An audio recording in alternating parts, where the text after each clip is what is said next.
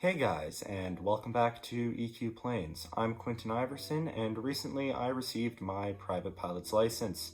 And in light of this, I thought I'd like to make a video going over kind of where to start with getting your private license and what to expect during it. As I found that prior to getting my private license, I didn't really know where to start, and I kind of had a hard time figuring it out in the beginning, especially considering nobody in my family has become a pilot before. So, I'm going to give a brief step-by-step explanation on what you can do to end up getting your private pilot's license. Now, step one and my first recommendation would be to get your aviation medical ahead of time. If you're looking into becoming a commercial pilot after getting your private license, like me, I'd recommend that you go and get your Class 1 medical done, as without a Class 1 medical, you will not be able to get your commercial pilot's license. However, if you're looking just to get your private pilot's license, then I recommend you go for a Class 3 medical, as it's less strict than the Class 1 medical, and that's all you'll need if all you're looking to get is the PPL. This certainly is an important thing to do, as I've seen people who've gotten through ground school or done some work on their private pilot's license just to find out that they won't be able to get it in the end. So it's a worthy investment at the start. You can usually find an aviation medical doctor in your city or area just by looking online. Generally, the FAA or Canada's agency has a list of them. My number two recommendation is that you go on a discovery flight or go flying with a friend in a small aircraft who may already have their private pilot's license. Flying in a small aircraft can be quite different from flying inside a commercial airliner, and it's not usually an experience a lot of people have had. This will allow you to determine whether or not being a pilot in one of these small aircraft, which you'll inevitably have to end up flying plenty of, is something that you really do want to do and something that you're comfortable with. Step three, my next recommendation, is that you go talk to a flight school that's in your area. Oftentimes, different flight schools may have different prerequisites or different waiting times and cost structures that they'll elaborate on in detail. I chose the Calgary Flying Club as my flight school of choice after talking to them. They were able to tell me what things I need to get done ahead of time and how long I'd need to wait in order to get an instructor. And as with anything in life, I'd recommend talking to more than one flight school, as different places may have different advantages and disadvantages that you can weigh at the time. Step four, and the next thing I'd recommend doing, is completing a ground school and getting your ROC and your P-STAR done. Now, starting off with the ROC and the P-STAR, these are two exams that you're going to need done before you can get your student pilot permit. Now, I believe that it can differ from country to country, as I think the ROC is something that is particular to Canada, that stands for Radio Operator Certificate, and your P-STAR, I believe, is known as the General Knowledge Test in the United States. Now, you're going to want to get these things done before getting your student pilot permit, so it's good to get them out of the way at the start, as they're generally easy exams and there's a lot of available resources online. I would also highly recommend inquiring about these exams to your particular flight schools, as they may have resources and recommendations of their own around it. But personally, with the exams being as relatively easy as they are, getting them out of the way at the start is a good decision. And I'd like to take this opportunity to quickly elaborate on what the student pilot permit is as well. Now, the student pilot permit is something you'll receive about halfway through your flight training, and it will allow you to fly solo without an instructor for training purposes, meaning you won't really have a lot of independence with what you do, and you won't be able to bring passengers, but you'll be able to practice a lot of the skills that you'll have gone over in the first half of your training. With that first half of your training being dedicated mostly on generally how to fly the aircraft and learning things like radios and doing your walk around, everything that'd be essential to the safe operation of the aircraft without your instructor's oversight. Now, another thing that I mentioned as part of step four is I recommend doing a ground school ahead of time, or maybe while you're on the wait list for a flight instructor as well if your flight school's backed up. Now, where you can do this ground school, if your flight school offers a ground school, I highly recommend doing it there.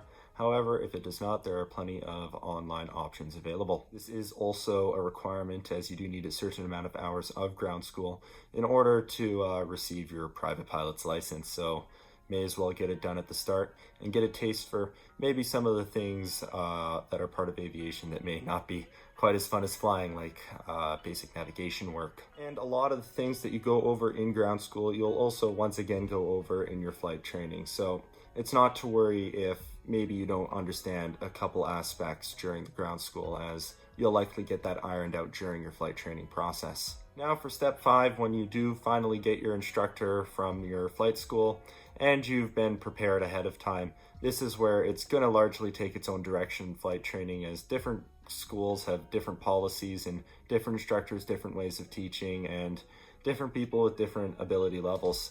However, like I said, when that ball gets rolling, I think you'll find yourself far more comfortable in how the flight training works and where to go with things. So now I'd like to just give some general advice on some of the things that came to surprise me, some of the things that I learned in flight training that I think could be generally applied to all flight schools and all situations. Now, my first piece of advice in regards to flight training is it's likely going to take longer than you expect, and it's likely going to cost more than you expect. As one thing that you'll realize is that a lot of the flights that you have scheduled are going to be canceled due to weather, or canceled because you're sick or your instructor's sick, or you'll run into other factors like aircraft not being available, or maybe events that have occurred at the airport that could lead to a runway closure, or all sorts of other random things. So you can expect that I would say a good half of the flights, or at least in my area and with our kind of weather, to end up getting canceled for various reasons. Another thing is that even if you are a really good student or a good pilot in general, it's likely going to take you a little longer than expected. I know our flight school supplied a book, and I remember during the flight training, I remember going through each exercise expecting that, I'd do quite well with it kind of thing, and that I wouldn't need to redo anything and that nothing would get in the way. But the fact is, what you realize is even if you sit there and try and calculate the hours ahead of time, there's really no point in that in the end, because you'll find that there are, like I said, circumstances that get in the way. Maybe you or your flight instructor were on vacation for a month and you need to go do another dual flight ahead of a solo to make sure that you're good to go solo again. Or even the best of pilots, sometimes you may have a bad day with your flight training and have to go redo a lesson, or maybe you will fly extra hours ahead of your flight test solo in order to sharpen your skills up a little bit for that practical test. But like I said, I think it's important to note when trying to look at the costs and look at the hours to overestimate rather than underestimate, as if you try and estimate the baseline amount of hours, 9 times out of 10 you are likely going to be disappointed. So that's something that you should expect, and patience with it is also a virtue that you will learn. Certainly one that I learned in regards to flight training. Another recommendation of mine would be to try and fly as much as you practically can. If you try and just fly an hour a week between the cancellations and between everything, you're going to find it quite hard to get the license completed, and it's going to take you quite a bit of time as well. So the more flights you have together, so as much as your cost restrictions allow you, as much as your time allows you, you should go for and take the opportunity to do, as it'll allow you to get it done faster and probably allow you to end up doing it cheaper in the end, as well as you'll likely have to end up redoing less flights than you would if you stretch your flight training out to maybe once every couple of weeks kind of deal. Another thing I'd like to give a few tips and a quick explanation about is your written and practical test. You'll need to do a written and a practical test prior to getting your private pilot's license. Now, with your written test, I recommend getting that as soon as you feel ready for it. For me, I did my written test during the navigation point of my training, as after I had a bit of in-person experience with the navigation, that section made a lot more sense to me, and a lot of my studying really came together during that point. However, I would certainly not leave it last minute, and like I said, get it done as soon as you feel ready to take the test. You're likely be given practice tests and whatnot, and by the time you're ready, you'll know. In regards to the practical test, like I said, remember you have had a lot of training up at that point. You'll need a letter of recommend from your instructor, which you're most likely not going to be given until he feels you're ready for it anyway. So just stay cool, calm, collected. Keep in mind all your training, and it should go well. The pass rate for that test is quite high, so should really be nothing to worry about when you're at that point. Anyways, I hope you find these tips useful in regards to your flight training, and hopefully this gives you a point to kind of know where to get the ball rolling in regards to your flight training. As like I said, I know that for me, things really started to fall in place after I got an instructor, and after I went and managed to talk to the right people and get the right things done ahead of time. But it it took a little bit of research, and I'm hoping that I was able to encapsulate what you need into this video. Anyways, thank you guys for listening, thank you guys for watching, and hope to see you guys back next time.